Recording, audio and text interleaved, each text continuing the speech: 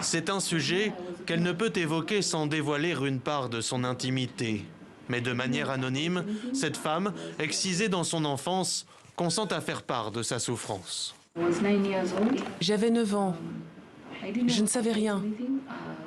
On m'a juste dit que j'allais être emmenée et qu'on me ferait quelque chose qui ferait de moi une femme complète. Pour ces femmes, c'est tout l'inverse. Là où la tradition voit dans l'excision une purification des jeunes filles, une fois adultes, elles vivent avec cette séquelle comme une blessure. Infections, problèmes sexuels, complications à l'accouchement et souffrances psychologiques deviennent leur quotidien. C'est ce qui a poussé cette Kenyane à franchir la porte de cette salle d'opération. Cette opération est très importante pour moi, parce qu'en tant que femme qui a subi une mutilation génitale, j'ai l'impression d'être incomplète. Ce que peuvent apprécier les autres filles, moi je ne peux pas. Cela a vraiment fait baisser mon estime de moi. Aux manettes de cette opération, Marcy Bowers, une pionnière de la chirurgie réparatrice du clitoris. Sur invitation d'une ONG, pendant 2 semaines, l'Américaine a soigné une 60aine de femmes. Le clitoris mesure 11 cm de long et une grande partie est interne.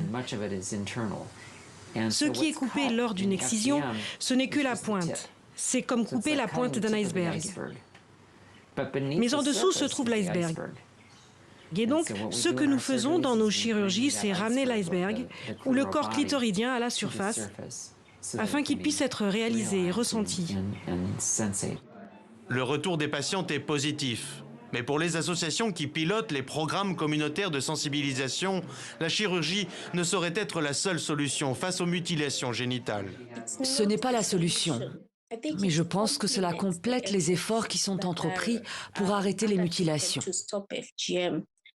Pour une fille qui n'est pas capable d'uriner, qui n'a pas ses règles ou qui ne peut pas jouir, je pense que ça peut l'aider à avoir un semblant de vie normale.